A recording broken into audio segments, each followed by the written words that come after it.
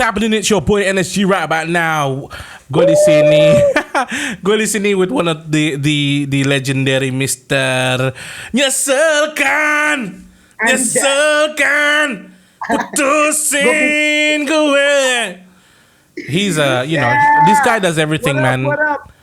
So how are you doing, my brother, Mr. Gibran? All good, tapi Mas Gib. ya gitu, Pak. Hancur juga kesibukan. Bagus dong, karena kan susah banget ya sekarang ya, maksudnya with the whole corona situation untuk mencari kesibukan gitu kan. Parah kan ya. Sebenarnya adapt sama managingnya sih yang susah. Yeah, it's tough banget buat kita semua. Kemarin sempat gue discuss sama Willy juga detail kayak gimana caranya survive, dan salah satu yang kita omongin itu mempunyai pemikiran yang jernih gitu sih. Wah, gila. Tapi kemarin podcastnya bahasa Inggris, tapi ini ini kita mau ngomongin lo, man. Gitu loh, kita mau ngomongin lo. So, how are you? What's going on with your life? And kalau mau dibilang nggak baik juga sebenarnya, kayak dibilang nggak bersyukur, tapi fine Pak. Fine, blessings ya. Basically fine. Cuman ya itulah rutinitas makin banyak, jadi managingnya memang agak ribet. Yeah. But I think that's what we all have to do right now, right? Untuk kita harus tetap kayak sebagai content creator, sebagai music artist juga kita harus definitely create content, right? Harus terus kan ya. To be survive ya kan? Yeah. Jadi kenapa lo nggak ngerilis lagu-lagu?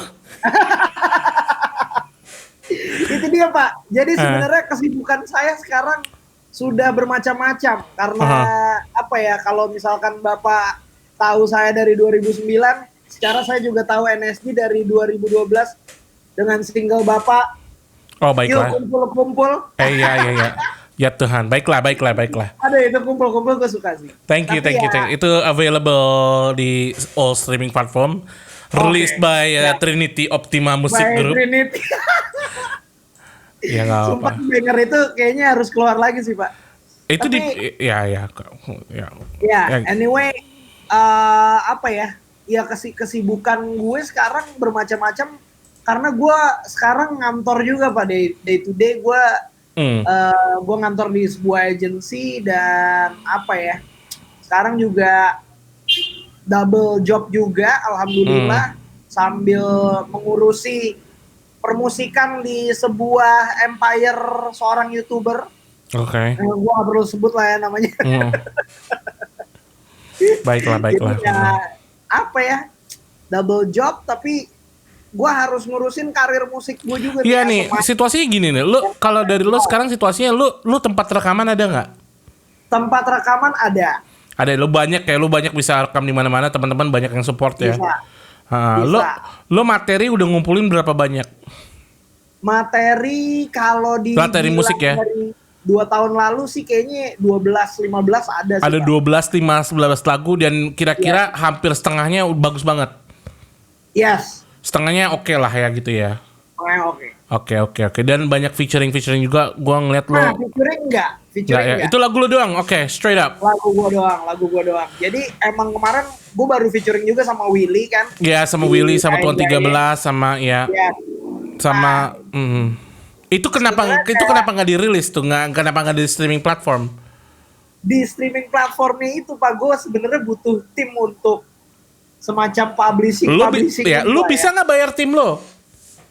Wah. Nah, kayak Pamungkas. Karena Pamungkas aja dia punya tim kayak 4 orang, tapi dia streamnya berapa juta, men. Itu gila sih, men. Siapa, Pak? Pamungkas. Tahu kan lo Pamungkas? Oh shit. Ya itu gila sih, men. Streaming namanya fucking crazy, bro. Pamungkas tuh Atta Halilintarnya di Spotify. Itu gila sih itu emang sih. Wah. Tapi oke, sekarang situasi lu kan oke. Gue cuman mau ini aja ya kayak gue juga sendiri juga kayak ngerjain semua sendiri juga, bro.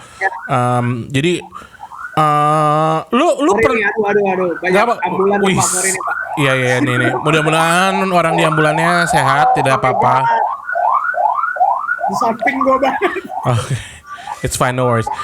Oh shit. Kayaknya dia kebakaran nih. Iya, ini kebakaran ada neong-neongnya. Nih sama NSG nih. Oke, tapi lu oke, sekarang yang distribution channel yang lu tahu siapa aja?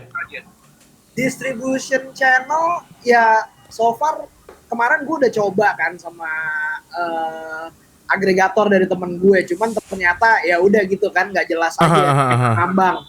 Nah sekarang sebenarnya dari zaman Takis tuh gue pakai Believe Pak. Iya, gue juga pakai Believe, yap. Ya pakai Believe. Terus setelah itu gue keluar dari manajemen Takis kan, akhirnya gue coba cari-cari sendiri nih agregator, yang mana pakailah gue dari temen gue, ternyata dia pakai Believe juga. Sekarang menghilang gitu kan. Oh iya, standar itu terjadi, itu bisa terjadi sama siapa saja. Tapi kenapa nggak lo aja apply ke Believe? Pengen banget sih. Lo udah ada linknya? Belum ada ya. Oke, nanti gue share ya linknya. Sebenarnya iya. Paling kalau misalnya gini nih ya, kalau Believe itu mereka punya 2 divisi setahu gue ya. Jadi ada divisi, ada TuneCore yang lo bayar mereka tapi mereka nggak potong lo. Atau gue tahu. Ya TuneCore. Itu gue pakai itu dari 2007. Oke. Ya lu umur berapa 2007? 2007 sekitar 16. Ya berarti gue udah tua banget. Ya gue udah tua banget. Kalau 2007 16 tahun. Jadi pas lo 16 tahun ya gue OG. Jadi sekarang kalau TuneCore itu sebenarnya udah dibeli sama Believe. Dan Believe itu kalau menurut gue sebagai distribution channel itu one of the best ya. Timnya gede banget, jadi supportnya banyak banget. Nanti gue share-nya. Jadi kalau anyone yang dengerin sih, emang gue rekomen banget TuneCore, sama gue rekomen juga Believe. Kalau TuneCore ya lu bayar, mereka nggak potong. Believe bayar, lu tinggal apply aja sih, siapa aja yang mau pingin punya distribusi. Intinya kalau lu approach distributor yang kayak gitu, lu harus punya katalog. Jadi kalau misalnya lu datang ke mereka, lu udah punya strategi, lu udah punya release plan gitu loh. Gitu sih, bro.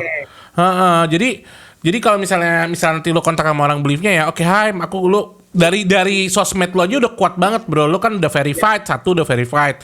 Lo followers sudah mendekati 100.000 di Instagram. Jadi dari mereka juga seharusnya sudah pasti lo bakal dapat distribution. Kalau nggak salah mereka motong administrasi itu sekitar 30% deh. Gitu. Tapi 30% dari akumulasi streaming. Iya. Nah yang gue tahu kalau di Indonesia itu ada mereka divisi dari mereka namanya Kitlabo. Iya, Kitlabo. Nah, yang kalau dari Believe ya. Jadi ini pertama lo dapetin dealnya dulu, nanti kemungkinan lo bisa ditawarin Kitlabo ini. Kitlabo ini mereka adalah mereka bisa ngedanain lo untuk nginvest lo. Contohnya Lace. Oke. Lace itu di sama mereka, sama juga siapa yang di 100 yang Julian. Enggak, Julian. Oh, Julian ya? Ya, Julian Jacob juga di itu sama mereka. Apa? Sexy Goat. Kayaknya enggak deh, setahu gue kayaknya enggak deh. Yang gue tahu itu kalau yang di invest sama mereka, sama dari divisinya, ini divisi dari Believe ya. Yang namanya Kitlabo itu ya Yura Yunita, kalau rapper Lace, terus ada juga Julian Jacob, Hindia juga. Gitu. Nanti kalau cek aja ya Kitlabo ya, gua search sekarang ya. Jadi mereka konsepnya kalau lu udah punya strategi, lo bisa propose ke mereka gitu loh. Lo bisa propose kayak, oke, gua mau ngerilis ini gini.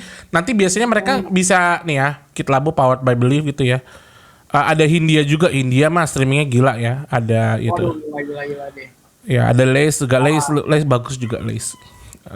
Jadi lo pas nge-approach mereka, lo bisa nge-approach dengan lo harus punya strategi kayak, oke, gue punya materi 12 lagu, lo harus rilis, lo udah siapin tanggal-tanggalnya untuk rilis gitu. Jadi mereka bisa, niat nih orang nih. Jadi mereka bisa ngasih duit buat lo produksi video, buat apa. Tapi gini loh, mau nggak mau, bro, hari gini artis itu lo harus jadi bos gitu loh. Jadi lo harus tahu budget video klip lo berapa, gimana. Jadi benar-benar bikin bisnis plan gitu loh.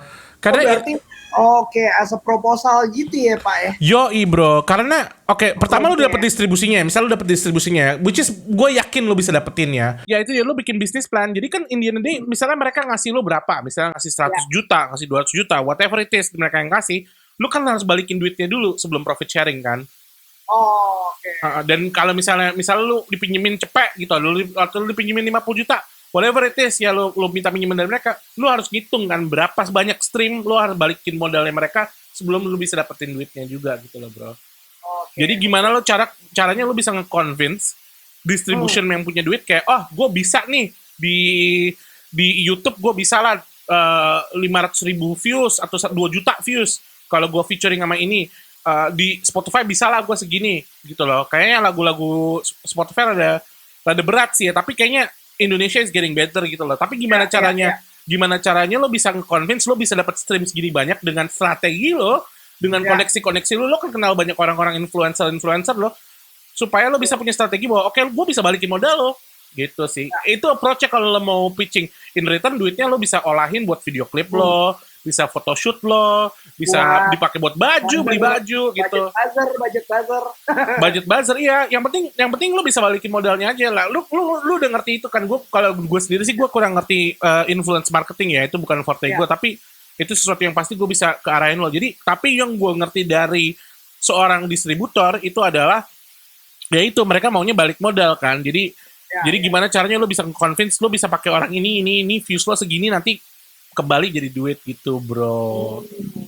Nah, jadi ya lo ngerti lah proposal dan kan kalau misalnya mereka ngasih duit berapapun yang lo minta, lo harus schedulein kayak misalnya ini gue mau jalan selama 6 bulan atau gue mau jalan selama setahun. Nanti mereka suka sama lo, disitulah lo bakal dapet tim lo, bro. Oke. Disitulah lo bakal ketemu orang-orang distributor lo. Dan bukan belief aja sih yang bisa kayak gini sih, banyak juga sih yang bisa kayak gini. Lo bisa kayak gini juga, lo bisa datangin ke label dengan strategi ini juga gitu loh. Ya banyak sih label-label kayak sekarang ada Acuan Entertainment lah, ya ada Acuan tuh ya punya Trinity ya. Iya, ada situ juga, ada Emotion mereka seneng nge-sign hip hop. Ya ada Universal, ada Def Jam juga gitu loh. Kalau menurut gue sih semua lo approach aja gitu loh. Lo kan nama lo kuat banget di scene hip hop gitu. Tinggal lo jelasin bisnisnya aja kayak gimana gitu loh. Karena in the end of the day kembali lagi aja mindsetnya gini, emang kalau lo nyari butuh duit buat marketing lo sendiri, lo harus balik gimana caranya lo bisa yakinin mereka balik modal itu aja sih, bro. Dan lo ngerti bisnis lah, lo kan kerja di agency, jadi kan Indian kalau misalnya lo kerja di agency kan lo punya mindset kayak klien harus happy, klien harus nyari untung, gitu aja, harus pitching gimana gitu. Tapi ya produknya ada lo, gitu loh. Dengan lo punya 12 lagu kayak gini, at least lo bisa jelasin ke mereka nih marketnya di mana, gimana. Dan kan kalau misalnya mereka invest ke lo, kalau image lo kuat, siapa tahu lo bisa dapat brand kan nempel ke lo gitu loh, bro. Nah, emang sebenarnya gue punya punya vision tuh, gue pengen emang attach sama brand si Panuti. Jadi sebenarnya emang duit ya hari ini duit dari mana gitu kan. Tapi kembali gue prefer sebenarnya gimana attach sama brand itu sih. Nah kembali jadi lagi. Kalau dibilang secara performance, mungkin kalau misalkan gue live performance tuh gue dari dulu sebenarnya agak kurang tertarik. Tapi gue lebih tertarik tuh kalau misalkan lebih ke advertising. Iya, lebih advertising. Ya, kalau menurut gue sih ya itu juga lu itu teritori lo ngerti banget itu. Kembali lagi gimana caranya lo ngejual diri lo sendiri, man. Ya. Kembali lagi lu dengan yang penting mereka tahu, lu kan kalau di agency mereka ada target views, target apa-apa kan. Gimana dengan pengertian lu dan skill lu itu lu ngerti gimana caranya lu present ke brand misalnya Coklatos atau brand kondom kayak apa kayak whatever it is yang benar-benar cocok dengan brand lu, Mas Gip. Lu nge-pitch ke mereka, lu minta aja 100 juta, minta 150, tapi viewsnya lu bisa nggak janjiin viewsnya. Nah itu gimana lu bisa jualan gitu aja sih, bro. Iya sih. Yoi. Kalau dari gua sih, I don't think you need a team yet. Lu mendingan pertama tajemin dulu ininya pitchingan lo gitu. Nanti kalau udah ada otomatis pasti orang bakal ngikut sih, bro. Orang bakal ngikut. Gitu nggak sih lah? Orang bakalan ngikut dan dari situ bakalan nambah orang lagi. Gitu juga sih. Karena juga kayak kembali ke orang Pamungkas, banyak orang-orang hebat di Pamungkas, tapi kan orang-orang hebat ini ada orang yang bekas Prambos lah, bekas apa, jadi bakalan pasti susah gitu sih, bro. Kayak otomatis ini aja ya, otomatis datang aja ya kalau emang misalkan kita udah kuat di situ ya. Iya. Dan juga kalau pertanyaan gue nih, Pak. Jadi gue sebaiknya mengurus secara teknikal mengurus publishing ini gimana? Beda ya, gue ada lagu baru nih. Publishing sama distribusi nih ya. Oke. Ini distribusi ya. Gimana cara distribusi musik ya? Ya. Ya menurut gue sih ya, kalau menurut gue lu udah lama banget kan yang ngerilis lagu ya. Nanti sih paling gue ya lu rilis di mana aja pun rilis menurut gue sih nggak masalah gitu loh bro. Soalnya gini, lu bisa rilis di TuneCore, itu nggak ribet, itu nggak ribet sama sekali. Lu bisa pakai DistroKid gitu, atau lu bisa sabar, lu nunggu, lu kenalan sama orang-orang Believe Indonesia gitu. Ya segera sih bro, kalau bisa lu ada beberapa lagu yang lu rilis segera, ada beberapa yang lu siapin buat the album yang lu bisa pitching ke label, ke distributor supaya mereka bisa invest ke lu, karena itu yang lu mau kan. Ya, dukungan betul. Kan lu kalau misalnya ada budgetnya lu bisa nge-hire orang, bikin konten stories, bisa bikin video kayak gitu-gitu, lu kan pasti udah jago banget. Lu duit whatever itu lu yang misalnya label gede ngeluarin 50 juta lu cuma butuh 10 juta doang kan, bisa kan, karena lu dari underground, lu ngerti videographer, lu graphic designer, fashion gitu-gitu. Jadi menurut gua sih ada, lu siapin lagu yang menurut lo harus keluarin sekarang, ya udah lo terima itu ya untuk menutup momen-momen yang hilang di belakangnya. Terus habis itu ya lo siapin proposal ini. Kalau lo nggak dapet proposal ini, rilis aja. Habis itu lo siapin materi yang lebih baru lagi. Ya. Jadi it's never ending gitu loh bro. Nggak akan selesai. Lo akan selalu harus lari terus gitu loh. Gitu. Yang penting lo udah lari aja gitu. Sama kayak lo bikin konten di YouTube sama bikin konten di Instagram, lo kan nggak boleh berhenti kan. Benar. Kalau lu berhenti, algoritmanya bakal ngamuk sama lu posting lagi naik susah kan? Parah. Sama, itu yang akan terjadi di Spotify dan digital juga. Istilahnya lu sebagai content creator, lu sebagai musisi, dan lu juga sebagai YouTuber, tiga-tiganya itu semua harus jalan bareng-barengan. Itu sih gue sih. Jadi kalau lu harus selesai, ya kalau menurut lu pakai yang ada aja yang sekarang, yang bisa cepet. Toh juga itu lagu lu, kalau misalnya lu mau turunin juga nggak apa-apa, kapan aja bisa. Misalnya lu ngeluarin sekarang nih ya, lagu lu di tanggal 31 Pak. Gue ada plan. Gue pengen tanggal 31 Januari gue rilis. Aduh, nah itu lu harus sudah itu habit yang nggak bagus bagi musisi kalau gue. Yes. Jadi kalau gue boleh bilang, lu itu harus kerja. Sekarang kan Januari, mindset lu adalah kalau misalnya gue jadi produser, mindset gue harus bikin materi buat Lebaran sekarang. Gitu. Oke. Jadi lu gimana caranya lu harus bisa punya mindset, jangan lah kalau udah terkenal banget nggak apa-apa, lu kalau udah Beyonce lu mau ngeluarin lagu besok atau gimana fine gitu loh. Tapi juga sekarang juga fine, tapi kalau gue sih usahain sekarang, misalnya kita buka kalender ya sekarang ya. Sekarang kan sekarang 22 Januari. 22 Januari, sorry, oke. 22. Berarti lu mau ngeluarin tanggal 29 ya? Tanggal 31 tuh gue pengennya rilis. Kalau gue sih gue direkomend gue nyesain rilisnya Jumat biar bisa masuk Music Friday di Spotify. Dan kalau gue rekomend jangan tanggal 29, jangan tanggal 5, rilis tanggal 12. Jangan tanggal berapa aja Pak? Jangan minggu depan 29, jangan minggu depannya lagi tanggal 5, tanggal 12 karena itu deket Valentine's. Oke, tapi lagu gue sebenarnya ya jadi gini. Gue tuh punya plan sebenarnya, gue akan rilis lagu-lagu gue yang unreleased ini every month buat 2021 ini sebenarnya Pak. Itu terlepas dari lagu-lagu yang ngejar momentum. Oke. Misalkan bulan Februari ada Ramadan atau ada momentum apalah, terlepas dari itu. Jadi setiap bulan gue pasti keluarin lagu, gue pengen plannya seperti itu. Oke.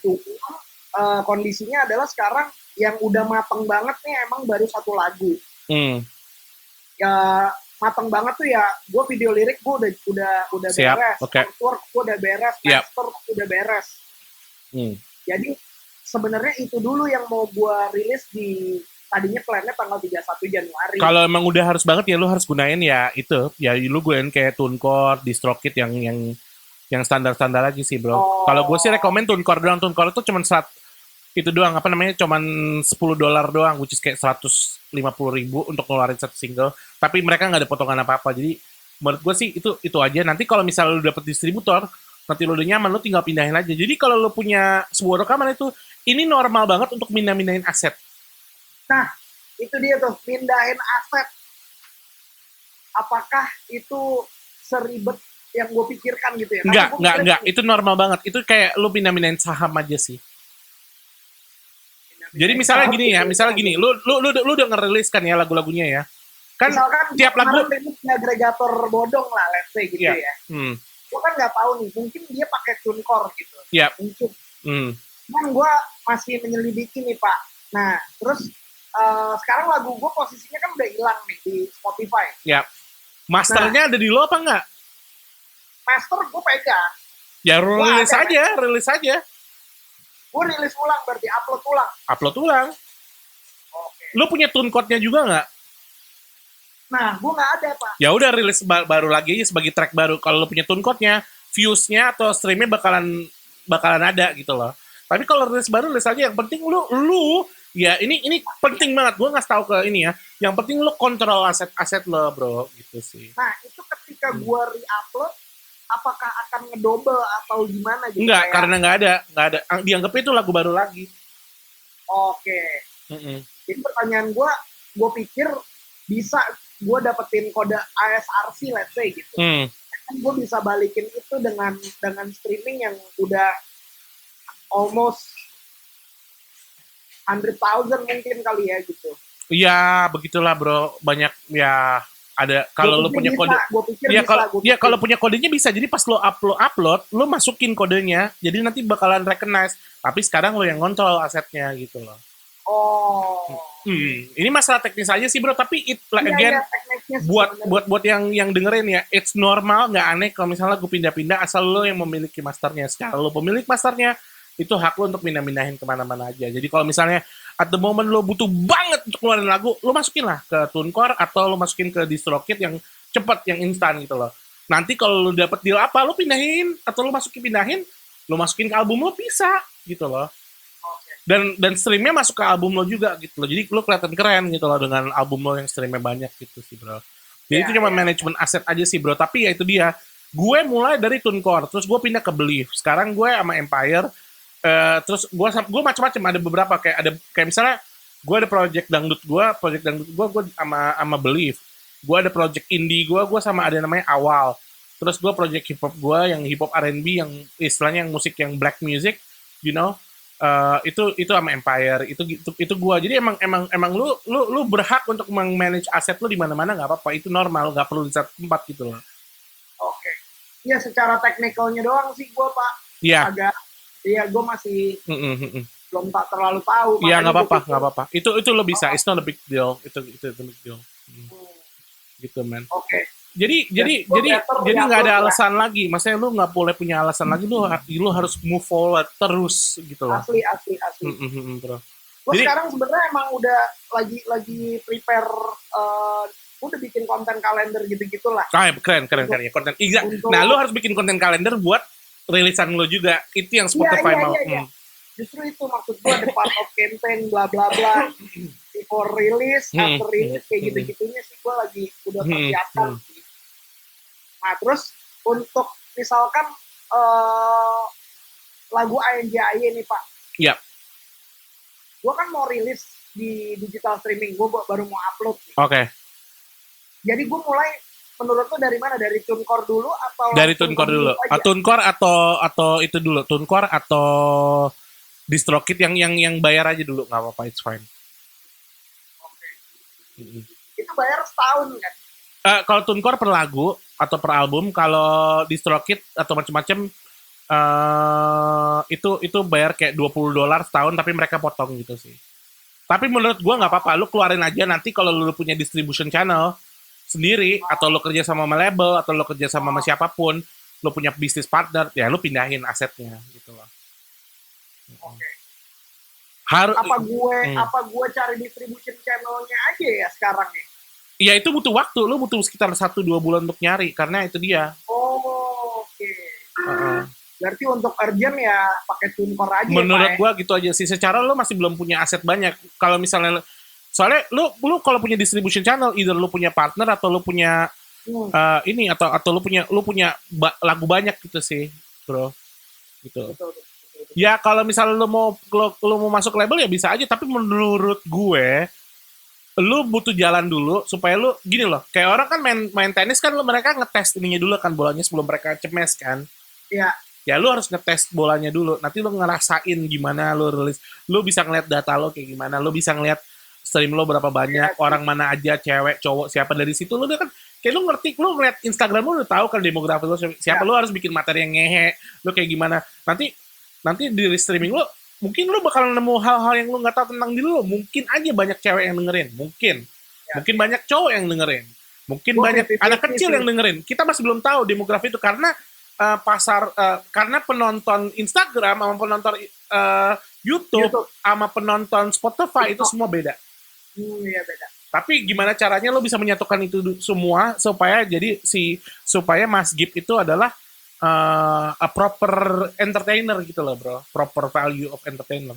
Iya, Di iya, situ lo value lo kuat, kredibilitas kuat, dan lo insya Allah kalau udah nyantai semua ada offer atau gimana gitu loh. Tapi menurut gua sih ya lu kan berasal dari musik, jadi lu harus treat musik seriously sih, bro. Karena kan lu iya. juga berasal dari hip hop, lu juga anak itu Prank, lo. prank Iya, gue lah itu. iya lah. itu beras lo. Lu nggak boleh neglect beras lo. Content is nice, making content is good.